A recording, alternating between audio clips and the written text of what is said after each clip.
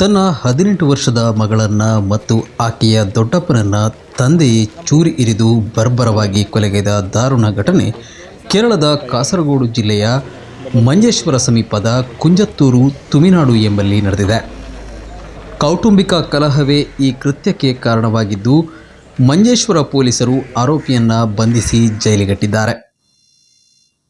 ಮುದ್ದಿನಿಂದ ಸಾಕಿ ಸಲಹಿದ ಮಗಳನ್ನೇ ಪಾಪಿ ಅಪ್ಪನೊಬ್ಬ ಕಡಿದು ಕೊಂದ ಹೃದಯ ವಿದ್ರಾವಕ ಘಟನೆ ಕೇರಳದ ಕಾಸರಗೋಡು ಜಿಲ್ಲೆಯ ಮಂಜೇಶ್ವರ ಪೊಲೀಸ್ ಠಾಣಾ ವ್ಯಾಪ್ತಿಯ ತುಮಿನಾಡು ಎಂಬಲ್ಲಿ ನಡೆದಿದೆ. ಕೌಟುಂಬಿಕ ಕಲಹ ಕೃತ್ಯಕ್ಕೆ ಕಾರಣ ಎಂದು ತಿಳಿದು ಬಂದಿದೆ. ಮಂಜೇಶ್ವರ ಪೊಲೀಸ್ ಠಾಣಾ ವ್ಯಾಪ್ತಿಯ ತುಮಿನಾಡಿನ ಜುಮೈಲಾ ಕೊಲೆಗೀಡಾದ ಯುವತಿ. ಕೃತ್ಯ ನಡೆಸಿದ ಆರೋಪದಲ್ಲಿ ಆಕೆಯ ತಂದೆ ಉಮರ್ ಫಾರೂಕ್ ಎಂಬಾತನನ್ನು ಬಂಧಿಸಲಾಗಿದೆ. ನಿನ್ನೆ ಒಂದು ಫ್ಯಾಮಿಲಿ ಪ್ರಾಬ್ಲಮ್ ಸಾಲ್ವ್ ಮಾಡಲಿಕ್ಕೆ ಇಲ್ಲಿಗೆ ಬಂದದಾಗಿರ್ತದೆ. ಅವರ ಫ್ಯಾಮಿಲಿ ಪ್ರಾಬ್ಲಮ್ ಇದೆ, ಈ ಜಮೀನದು ಪ್ರಾಬ್ಲಮ್ ಇದೆ, ಅದೊಂದು ಸಾಲ್ವ್ ಮಾಡಲಿಕ್ಕೆ ಇಲ್ಲಿಗೆ ಬಂದದಾಗಿರ್ತಾರೆ ಅವರು. ಮತ್ತು ಲಹರಿ ಡ್ರಗ್ಸ್ ಉಪಯೋಗ ಮಾಡುವ ವ್ಯಕ್ತಿ ಅಂತ ನಮಗೆ ಎಲ್ಲರೂ ಹೇಳ್ತಾ ಇದ್ದಾರೆ. ಆದರೂ ಸಹ ಈ ಜನರಿಗೆ ಊರವರಿಗೆ ಏನೂ ತೊಂದರೆ ಇದುವರೆಗೆ ಅವರಿಂದ ಆಗಲಿಲ್ಲ. ಉಮರ್ ತನ್ನ ಪತ್ನಿ ಮತ್ತು ಮಕ್ಕಳೊಂದಿಗೆ ಪತ್ನಿಯ ಸಹೋದರಿಯ ಮನೆಯಲ್ಲಿ ವಾಸವಿದ್ದ.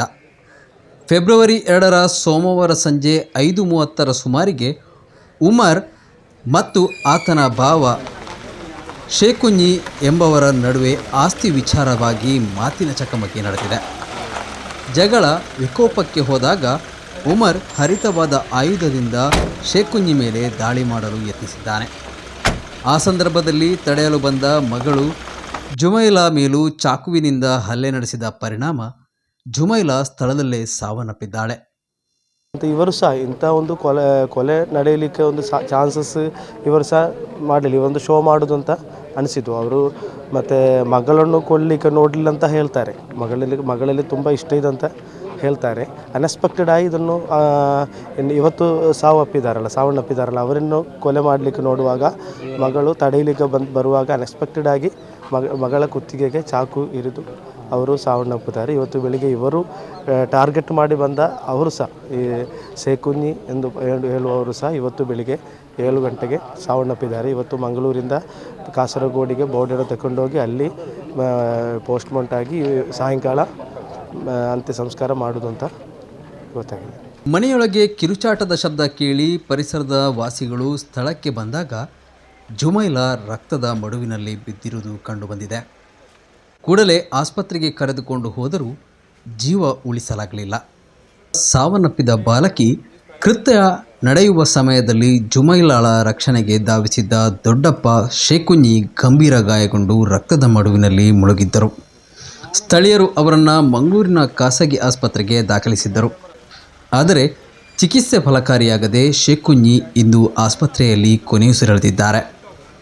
ಘಟನೆ ನಡೆಯುವ ಸಂದರ್ಭದಲ್ಲಿ ജുമൈല ತಾಯಿ ಕೂಡ മനയിലിದ್ದರು ಎಂದು ತಿಳಿದು ಬಂದಿದೆ. അന്വേഷണത്തിൽ ഇരിക്കുന്ന കേസായതുകൊണ്ട് കൂടുതൽ എനിക്ക് പറയാൻ പറ്റില്ല. ഇന്നലെ 5:30 മണിക്ക് നടന്ന ഒരു സംഭവമാണ്.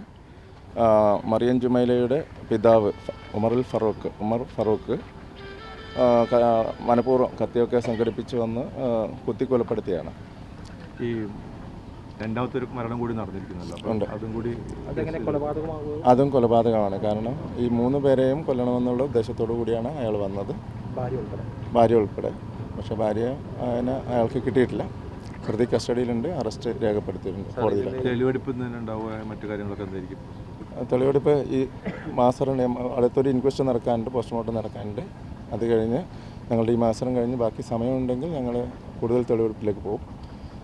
അല്ലെങ്കിൽ പ്രതിയെ കോടതിയിൽ ഹാജരാക്കി കസ്റ്റഡിയിൽ വാങ്ങിക്കും. കുറ്റകൃത്യം നടക്കുന്ന സമയത്ത് ഏതെങ്കിലും തരത്തിലുള്ള ലഹരി മരുന്ന് അത് അറിയാൻ സാധിച്ചിട്ടില്ല, അന്വേഷണത്തിലാണ്.